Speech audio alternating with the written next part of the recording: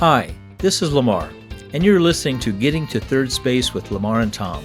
A third space is a term that refers to a safe space for people to come together for respectful dialogue in a spirit of listening, sharing, and learning. In this podcast, we explore what it means to have third space conversations, and we try to model them.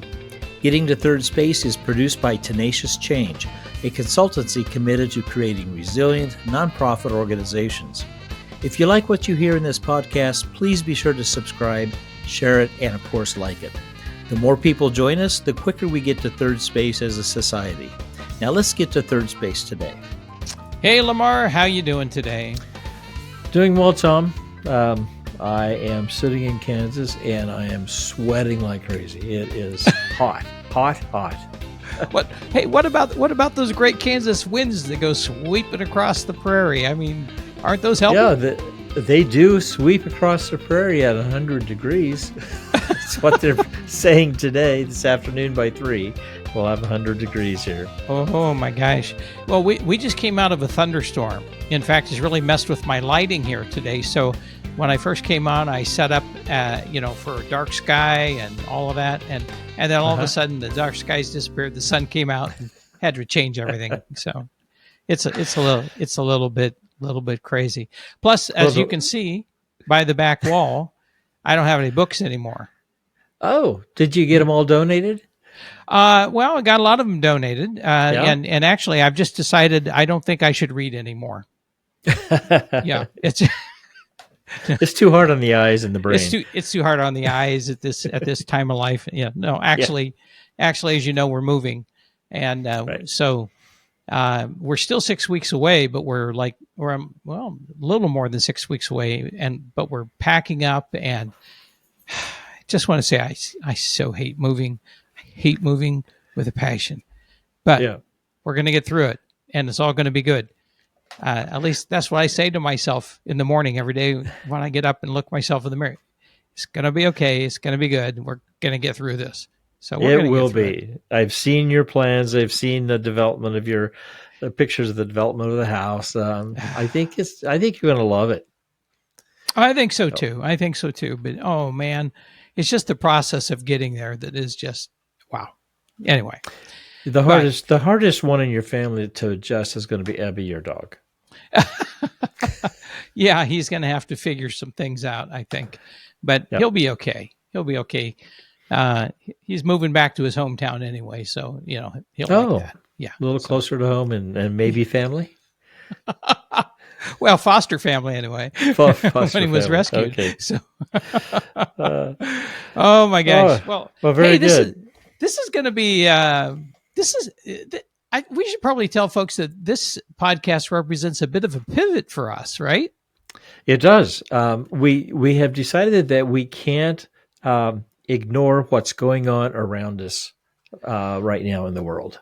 Yeah. There's just so much going on with politics. It's just become almost impossible to avoid the subject on this podcast. Well, you know how it is, Lamar. I mean, millions of people look to us, turn to us for wisdom and insight and commentary on the world as we live it today, right? No. So today, what we really want to do, though, is talk about some things that ways to apply some of the basics that we've been talking about here. Yeah. And particularly about how to be a discerning consumer of information. Yeah. Yeah. And really, truly, as we've talked about this, we don't want this to be a political podcast. And even though we realize that there's a lot of political conversations going on, especially right now, and those are going to be very challenging conversations for a lot of folks. Right. Absolutely. I think, though, you and I probably have run into people who maybe feel like us sometimes saying, I just want it all to go away for a while. I'm tired of turning on the television or looking at the computer and getting inundated with, one side or the other or whatever information that someone wants to throw out there, and getting the phone calls and getting the text messages. I mean, I'm ready for that already to go away, and we still have almost 4 months to go. Yeah. Yeah. Oh, that feels like 4 years, doesn't it? Yeah. It does. And yeah, so we don't want this to be partisan by any means. But we're trying to be realistic as well, and acknowledge the fact that the current context is so incredibly huge before us. So much has happened just in this month, from July 1st until right now, the last day of July. We had the debate just before July 1st. Then we had the assassination attempt on former President Trump, and then all of a sudden, Joe Biden says, "I'm going to pull out of the race," and we have a whole new candidate, running for president from the Democratic Party. But even though we can't avoid that current context, we agreed that what we're going to try to do is focus on issues related to politics, not politics and the politicians themselves directly. Although we admit that sometimes that may be a little bit unavoidable. We're going to do our best a little bit to avoid it. And I think also to add at least one more piece to what's been going on has been the GOP's vice president choice running mate as well. So that was a big piece that kind of came into play here recently. Yeah, absolutely. So, and then as you said earlier, we're going to try to talk about some of these topics, and then also give some insight about how they can be discussed in a third-person conversation, and maybe even pull some tips out of some of that experience. So anyway, I guess today we decided we're going to talk about how do we clear our own heads and prepare for those conversations that we know are coming our way with this election, right? I think that's the plan. How do we kind of step back and think about, maybe take some of the emotion and some of the, what's the right word? Kind of the information that's just noise out of the messaging and say, okay, how do you kind of look beneath that? Yeah. And that's tough when you're talking with other people who even if you've just watched the same thing and hearing everyone's perspective, which is so different, and people are passionate, and I'm sitting there thinking, what did I miss? Yeah, that's right. Well, so we were kind of brainstorming, and we came up with these kinds of three things, right, that we would want to put out there to folks to think about, that would be consistent with what we've been discussing for almost a year now in terms of getting to third space. One has to do with the pundits. Yeah. So I like that word, pundit. Pundit. It is really good, isn't it? It's a nice word. But and what we were talking about in preparation, this was encouraging people to just simply turn off the pundits. Yeah, we were talking about that. We were, but maybe we should begin by defining what a pundit is. I think so. So, you and I then had some email messages after our initial conversation, and I was trying to get my head around, how would you define what is the definition of a pundit? And as I shared with you at least one definition, an expert in a particular subject or field who is frequently called on to give opinions about it to the public. Now, you realize, of course, that disqualifies you and me as pundits, because nobody calls on us to give our opinions to the public, right? I mean, we're just doing this because we think we got something to share. So I guess we're not pundits, right?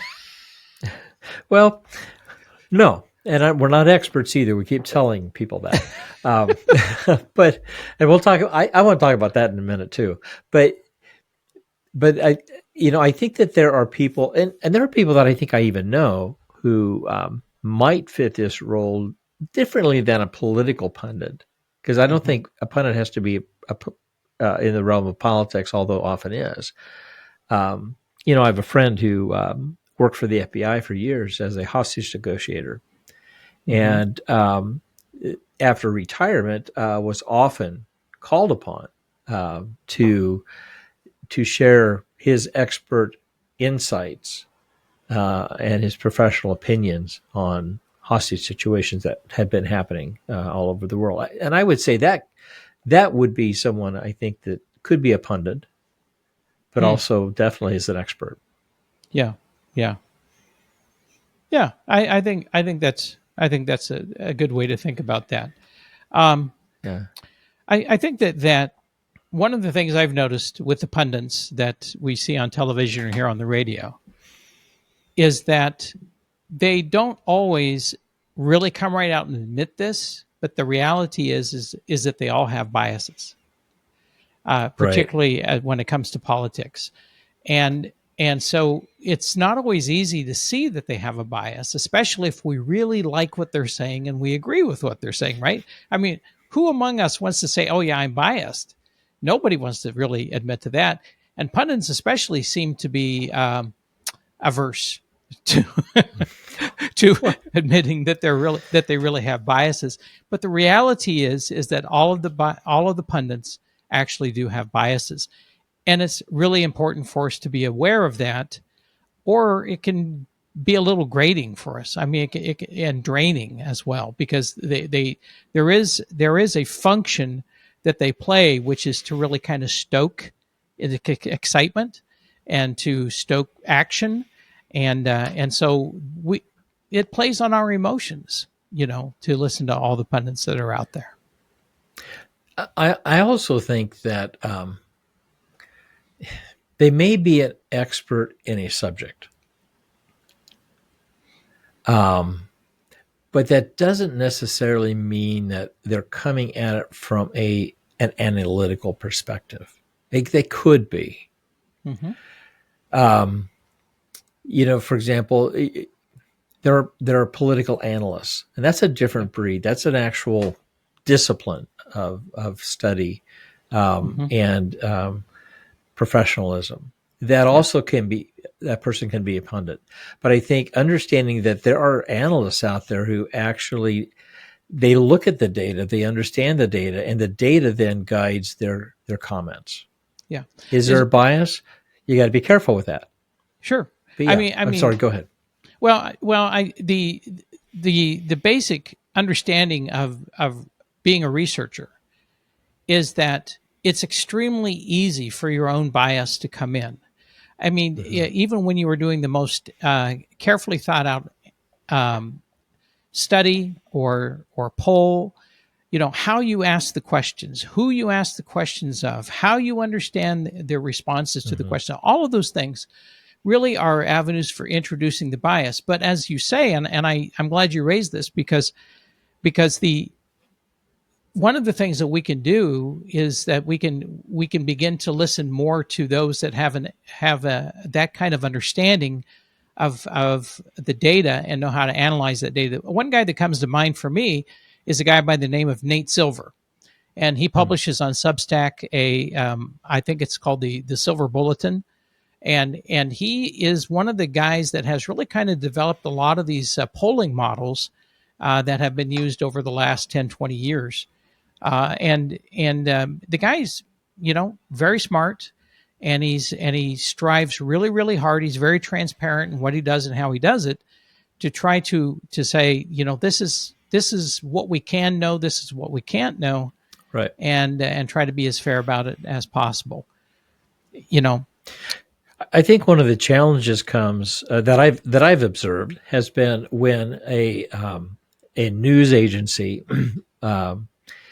brings on a political analyst to talk about what their perspective is, what they're seeing with the information and with the data. And the challenge is to be able to present, because most news agencies, let's be honest, most news agencies have a strong bias, right?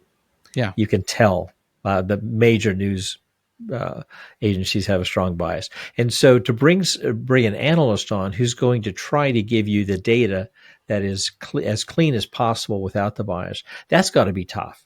Yeah. Yeah. Because not only do you share the information, then it gets reinterpreted in just a few seconds by someone else who wants to spin it a certain way. Yeah. Well, so one of the things I do for fun,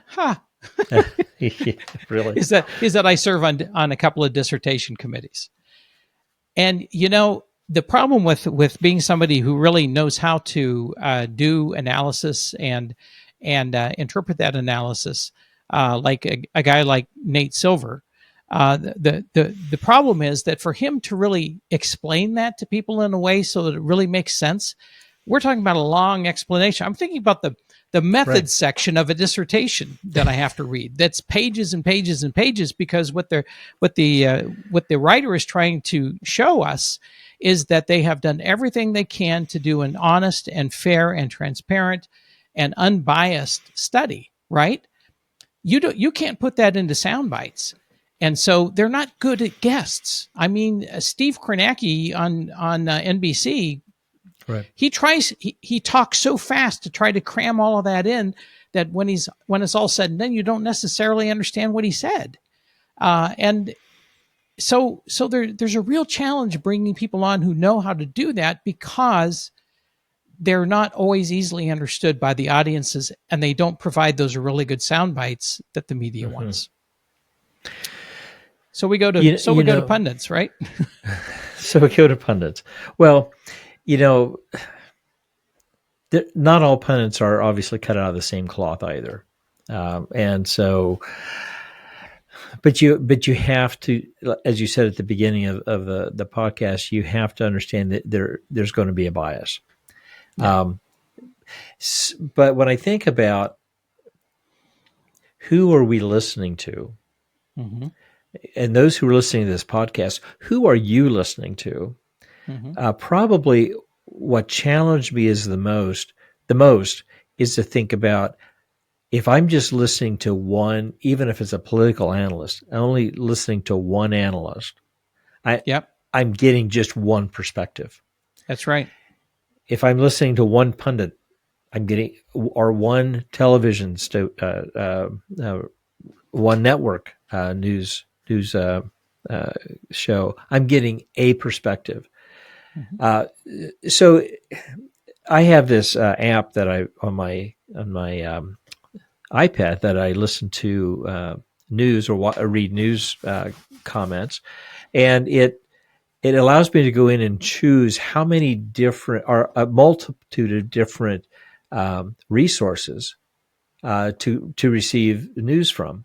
Mm-hmm. And so I can go in and I can look at Fox News, I can look at MSNBC, I can look at NPR, because I could even look at Rolling Stone if I want to look at that, and see if I can get differing perspectives on a particular situation. Obviously, the recent assassination attempt is one that almost everyone picked up, and that's one way that I'm finding it helpful, is that I can read or listen to a variety of different perspectives on an incident or a position or a situation. Actually, and we'll get into more of this in just a minute, but actually, one of the things that I found, I had this aha moment a few months ago, that most of the stories we see left, right, and center all come from the same source, which is the Associated Press. And the Associated Press is exceedingly good at just simply delivering the facts.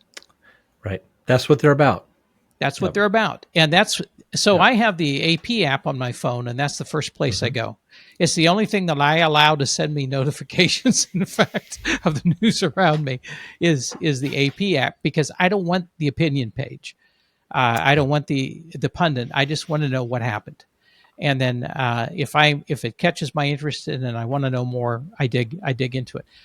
I got to be really, really honest, Lamar, and just say, I am just so tired of pundits. I don't care if they're on the left, the right, the extreme left, or even in the center. I just am really, really tired of pundits. And would you like to not listen to pundits? I would not like to listen to pundits anymore. But unfortunately, we kind of, I mean, they're there, and so we can try to avoid them. I do that by following the AP. I do, and some other strategies we can talk about in a minute. But at least if I know that if I do have to listen to them, I need to be aware of their biases. And so one of the things that I'll do is I'll go to a website called allsides.com that basically assesses the biases of the different news media. And they have a chart that they've designed. They also have a very thoughtful analytical process that they go through of assessing the content of the news that people are putting out there, and telling you which way they lean in terms of their bias. I find that to be really, really helpful, and I do my best to stay with those folks that are right in the center. Right, I do my best, not always successfully, but I do.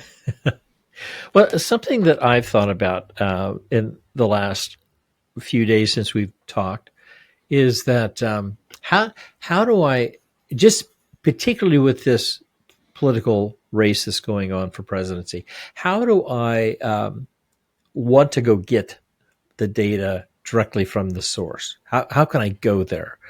Because when I go to YouTube or I watch a news show, I'm getting sound bites. Yes. I'm getting 60 seconds or 30 seconds of a speech, and then someone who's commenting on it and making all sorts of sometimes derogatory comments, but certainly not necessarily helpful. Yeah. So I said, okay, last night I decided I was going to watch the two latest speeches by each candidate. Kamala Harris was in Atlanta. Donald Trump was in North Carolina. And so I did. I listened to both speeches. I used YouTube, but I had to find a YouTube that just showed the entire speech and did not have commentary on it. That was a challenge right there. Yeah. No kidding. And I watched both. Well, I'm going to say I watched one all the way through, and the other one I watched, I don't know how far it was, till I gave it the same amount of time and finally shut it off. Okay. And so here's what I heard last night. Okay. I heard a little bit of platform references. Okay. And by the way, you can go to the DNC and you can go to the RNC and you can look at the platforms. They're listed there. Okay. If you want to get a sense of where are the apples, where are the oranges, and let's kind of see how they stack up, that's not a bad way to go to see what's important to me. And what are they saying about what? So about what kind of things that they're planning on doing it in their if they get elected as president. The other thing is, as I was watching, I heard more. There was a lot of attacks towards each other. There was a lot of name calling, making up names. There was laughing and jeering at each other, getting the crowd kind of all stirred up. And then a little bit of cheerleading, which I understand you need to do that to get excitement rolling sometimes. But tearing the other candidate down, and then when I finally shut it off, it was rambling, and so I shut that off. I wasn't getting anything new, and I thought I just spent an hour a piece, so 2 hours of my evening, trying to get a sense of where these two candidates are. And I don't feel like I got a lot out of it. But what I did feel was I listened to them speak directly. And I'm really hoping that in the near future, I'm going to be able to find that each one of them comes out with something more substantial when they speak. But I did find going to the DNC and the RNC website is probably even more helpful to say, what are they putting out there that they're going to be about? So I felt like I was getting information last night directly from who they are, and wasn't getting the spin necessarily from somebody else. Does that make sense? It does. It does. And actually, that kind of leads us into a second thing that we thought we would talk about here, too, which is, what you actually did, Lamar, is that you decided, I'm going to try to think for myself on this. Right. I'm going to try to look at the issues and really think about those.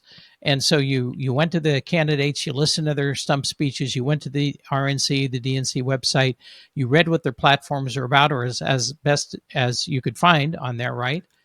And you reflected on what you're hearing, and that's another piece we can put out to our folks, which is mindfully, not just by accident, but mindfully reflect on what you are hearing coming from the candidates and coming from the Republican National Committee and the Democratic National Committee.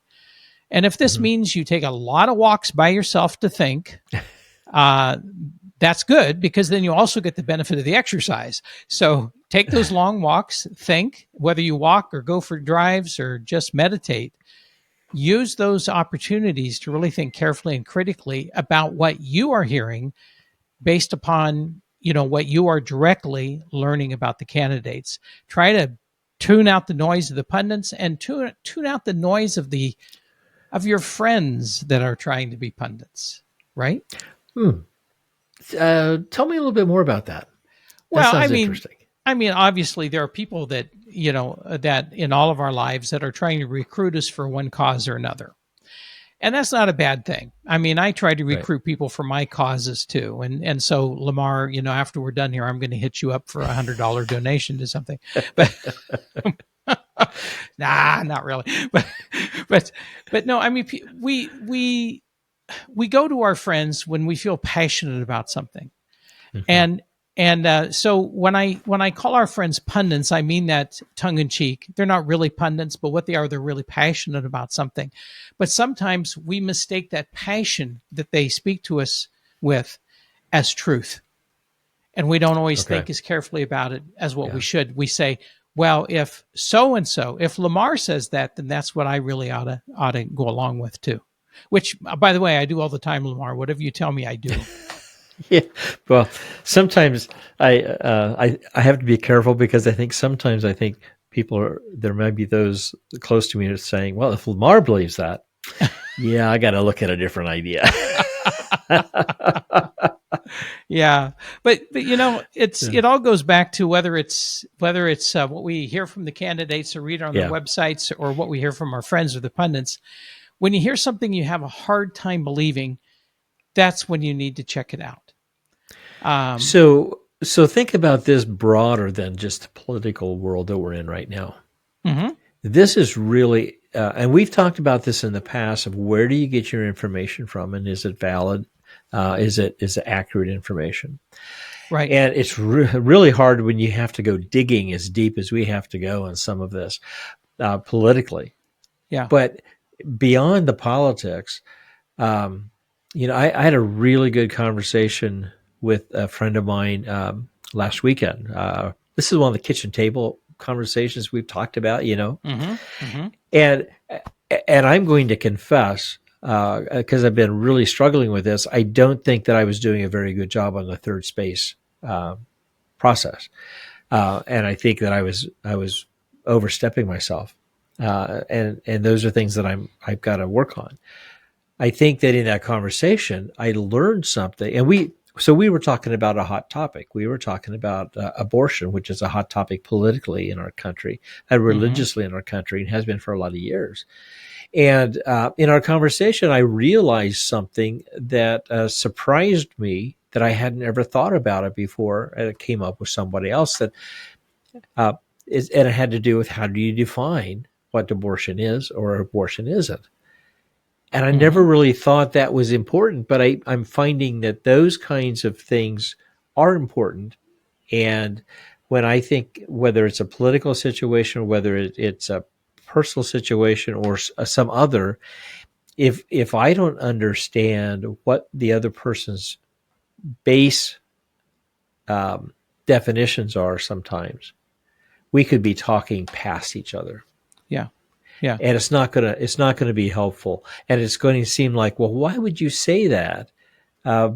Because you're interpreting and you're defining things differently, just like we wanted to define pundit this morning, Right. in this podcast.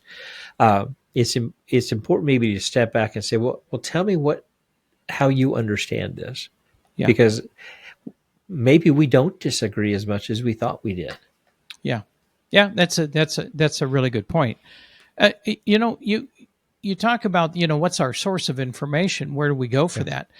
Recently, I guess I would say to folks, be really careful at Google, because you can Google any term and you're going to get a bazillion different kinds of thoughts on it.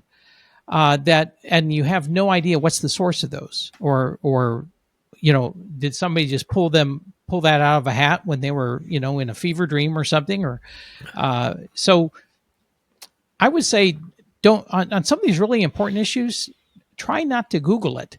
There's a good alternative though, and it's a search engine called Perplexity, and I've been using that recently. And what I like about Perplexity is that it does a very deep dive and deep search, and then it writes you a summary of what it found, as opposed to just giving you a bunch of links like Google does. And by the way, I'm a big Google fan, as you know, Lamar. So this is by no means, trashing one of my favorite operating or browsers and operating systems. But we just won't go there right now. Right. We won't have that conversation. But Perplexity is really rather extraordinary. And not only does it give you this summary, but then it gives you a citation of where it pulled that information, and you can go and you can look at it and read it yourself. Right. I really appreciate that. I really do. Go ahead. I just published a blog today in which I consulted Perplexity, and I reference it in there. I asked it to tell me about, what is sports leadership, and so anyway, it was really helpful in helping me define that. But then when I began to look deeper into it, I had some new insights about what that means. So anyway, I'm a Perplexity. Yeah, and you and I have used Perplexity as we have tried to pull some of our ideas and thoughts together as well. It is a useful tool, and I think it's one that we both can recommend people try. Is it perplexity.com? I can't remember. Perplexity.ai. AI, thank you. Yeah, .ai. And by the way, that and all the links, these things we're talking about are going to be in the show notes anyway. And we encourage people to go there and pull those up. Yeah. Yeah, let me ask you a question. How do you... I did this exercise last night. Honestly, Tom, how do you watch how do you watch and listen to politics now versus what maybe we might want to do in the future? What's been your operating plan in watching politics? How do I watch politics? How do you? Yeah, do you watch politics? Do you watch YouTube? Do you watch the news? The news clips? Do you watch? When a candidate is scheduled to speak, how do you interact or get your information about candidates?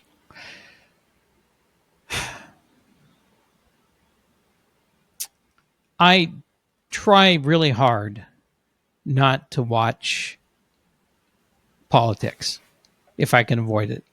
Okay. It's unavoidable, but honestly, I try very, very hard because there's this inner cynic that I have that says it doesn't matter what anybody is saying.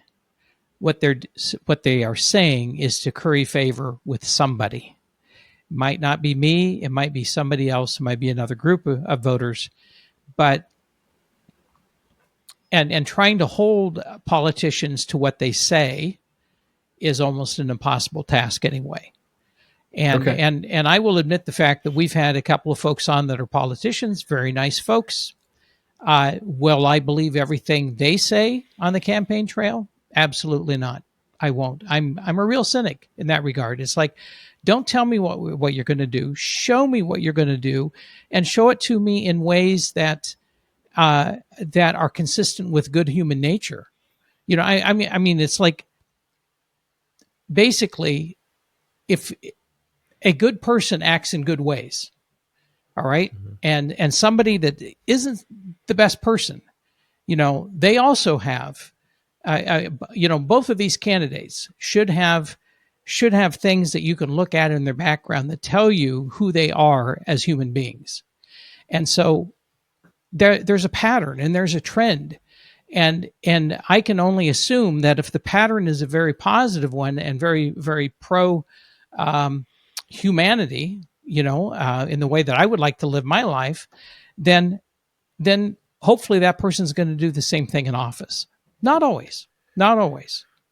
But if they have a track record of being a decent human being, it says to me they're likely to be a decent human being in office. So I think kind of where I'm coming from with my question is about, and you alluded to it earlier, you have to almost be intentional. Yes. To avoid getting inundated with information, with spins, with misinformation. And then what many people call, and I agree, is disinformation, attempts to lead people to think certain things that aren't true. Right. So I think a big part of what I want to make sure we encourage people is to remember that we are the consumers of information, and we have a responsibility to really, as you were saying, be skeptical of the information we're getting and dig deeper to see what's real, what's not. Right. And so I don't want to suggest to people that I don't pay any attention. I do, but I'm very selective on my news sources. Yes, you are. And that's just really for my own protection. But that kind of also you kind of lead us into this third thing that we had wanted to talk about too, and which is to be intentional about really engaging with and talking with people who have a different perspective than us. I would like to say I do that really, really well, but I don't. I don't do that as well as I could or as I should, because I also have my preferences. I also have, my opinions, but it honestly is something that I need to do more of and to do better. So, and to do it with the kind of processes or purpose that we find important for Third Space, right? It's more than just going to a particular meeting or conversation or talking with a particular person. Is being very intentional. Yeah. Or when you have opportunities, approaching those opportunities intentionally. Yeah. So you have something interesting you mentioned in the last podcast or two that I find fascinating. That is you've been invited to this group to talk about things that are hot topics in the country. Yeah, in the community where we live, there was a couple of guys that started a weekly current affairs discussion group. And, the group runs between 35 and 50 people every week. I do have a confession to make, and that is that we had a bit of a schedule upset today, Lamar, as you know. And so I missed it because I was getting ready for the podcast. So it takes place on Wednesday afternoons when we're recording this, but it's really quite a fascinating and interesting group. The moderator throws out a question and asks people to think about it and respond to it, and he gives a little bit of context around it, and so it's very interesting. You hear things you don't agree with, you hear things you do agree with, and you are asked to kind of sit with it before you jump in and try to make a comment. One of the things they do that's very interesting is that if you want to make a comment, you raise your hand, and they only take you in the order in which you raise your hand, so that you may raise your hand, but it's 5 minutes before you get to speak or 10 minutes before you get to speak. And what's nice is, as Bernie explains this, is that it gives you some time to think about what you want to say before you open your mouth. It's not like, boom, you're just shooting it right out there.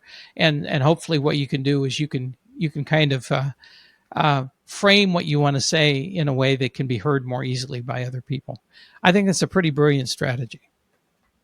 Well, yeah, I wish I had that kind of a group to go to.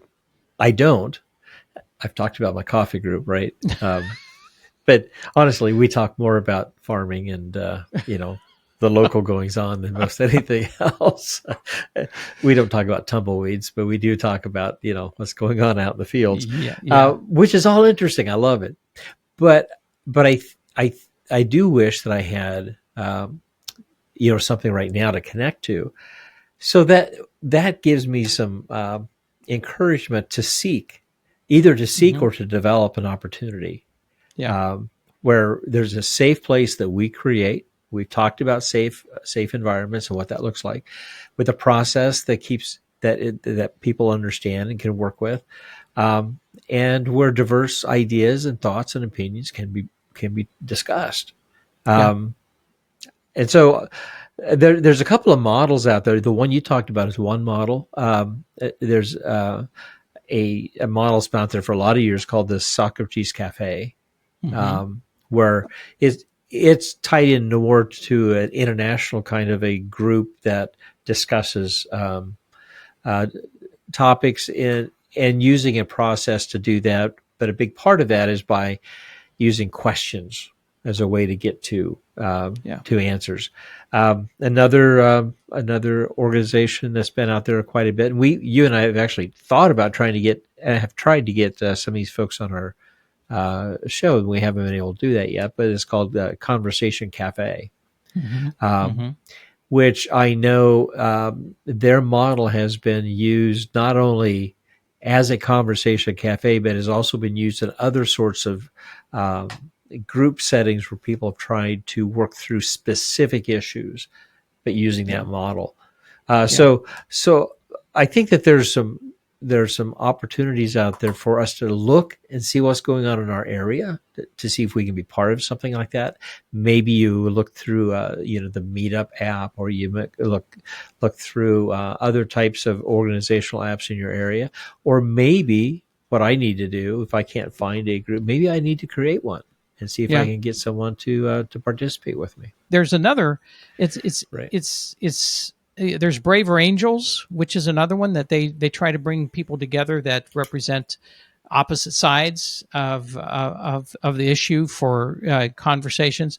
And you mentioned the Meetup app, which is also a website where you can identify groups by your interests. If you want to have a good discussion about art or books or politics, or about just how great this podcast is, you can probably find that group on Meetup, right? Well, I don't know if you can find that particular group on Meetup. Maybe not that group. And I've used the Meetup app actually for my interest in photography. And I live close to Wichita, Kansas, and was able to actually go to a meeting or two using that app as a connection. So there are a variety of ways maybe we could do this. Now, something we have talked about on the show a couple of times that we haven't been able to roll out yet, just because it's not ready to roll out, has been the King Prawn app and connection. Can you talk a little bit about that? If you remember, we had a guest on who has put that program together, and we talked about it a little bit when he was here. Yeah, and that friend is our friend is Ed Schrager. He's a faithful listener, by the way, and reader of our stuff, and he's in the UK. And Ed is the developer of something called King Prawn. And what King Prawn does is people sign up to become a part of conversation duos. At least that's how it was in the beginning. He's making some tweaks to it, so I'm kind of excited to see what he rolls out with a new version of it. But the way it works is that you would be part of a group, and then you would be randomly paired with somebody in that group. and the in the first conversation would really be just a get acquainted conversation. And then what we would probably do from this end is we might introduce a subject for people to get together and talk about, and then respond to if they wished in the King Prawn app. Let us know how those conversations went. But it's pretty cool. I have done some King Prawn conversations and really enjoyed them. Got to meet people from all over the world. It was absolutely fascinating. And those were just basic, hey, get to know you, 30-minute conversations.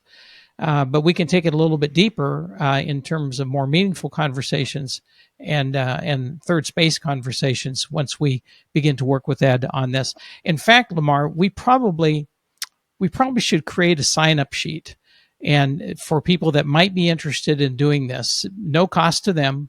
All they got to do is just be willing to participate in an occasional conversation with somebody they don't know.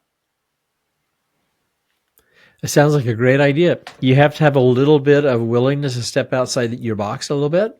Just a little. A little bit. For me, that's my anxiety goes up just a little bit, but that's okay. I'm used to dealing with that. But I think it could be fun. And we might want to, we're hoping, I know Ed is working, getting this thing ready to go. We're hoping that comes up here in the next few months that we can roll that out. So. Yeah, he said it was probably near the end of the summer before it was ready to roll out. I just, in fact, heard from Ed today on another matter, and so I'm going to be looping back to him, kind of check and see what the progress is with King Prawn. But it's really close, I think, and I think that when people will experience it, they're going to go, "Oh, this is really pretty interesting and a lot of fun." So I think we're getting to the point where we need to wrap up this particular podcast, and so I'm thinking about okay, all these things we've talked about. Why do we even want to consider them? Well, I think you and I are both big believers that I'll speak for myself. You could tell me if I'm wrong, but the idea that it's important that we communicate with other people, that we communicate values and ideals, that we build a network with others. We're fortunate. We talk about the family table, the farm table, being able to put conversations out there, being able to have meaningful kinds of conversations that are respectful. Like I said, I had one recently that just told me I got to step back and work harder at this. But it was valuable, and it's going to continue on important topics. And we have important topics locally. We have important topics nationally that we need to talk about. So for us, this is an important part of actually putting wheels, putting feet to the third space conversations. Yeah. Well, I hope these tips are helpful for folks. I mean, really, begin to think for yourselves. Don't rely on the pundits. In fact, turn the pundits off if you possibly can, and just engage with other people. Intentionally find people that don't speak your language. By that, I don't mean, quite literally, because it would be challenging to communicate if you didn't speak the same language, but they don't share your ideas. They don't share your perspective, so that you can have the opportunity to try to understand where each other are coming from and why they might feel the way they do. Well, we have a typical kind of closing that we want to talk about here. Should I give that a shot? Yeah, give it a shot. Why not? Right. Last time I kind of botched it, so you had to step in. So let me go there. So remember, we really do want to connect with you as listeners, not just in us putting this information out there, but we want to hear from you. We want to hear your suggestions, your ideas, your thoughts. Sometimes you can reach out to us personally because you may know us, or maybe you want to send us some information. But we need to hear from you. And there's a couple of different ways you can be in touch. First, you can leave us a voice message on Spotify. And of course, we both also have emails. where you can contact us. Mine is lamar.thirdspace@gmail.com, and Tom's is tom.thirdspace@gmail.com. Remembering it's using the number 3 in 3RD space, gmail.com. So we'd like to hear from you. And if you have ideas or comments that we can also use in the podcast or as we put these together, please feel free to share those. Very good. All right, Lamar. So have a great day. Don't get blustered away out there in Kansas. You as well. And I'm sure that you're going to have more and more cupboards that are going to look more bare as you go along. Yes, hopefully soon. All right. All right. You take care. Take care. Bye-bye. Bye. Tom here. Thank you for listening to Getting to Third Space with Lamar and Tom. Remember to click on subscribe to get notices about new episodes, and be sure to like and share the podcast as well. Opinions and ideas expressed in this podcast are solely those of Lamar Roth and Tom Klaus, and we'd like to hear your opinions and ideas too. You can leave us a voice message on Spotify, or you can email us at the addresses found in the show notes. Also, in the show notes, you can find links to some of the things we talked about today, so you can check them out yourself. Until next time, keep moving forward toward third space.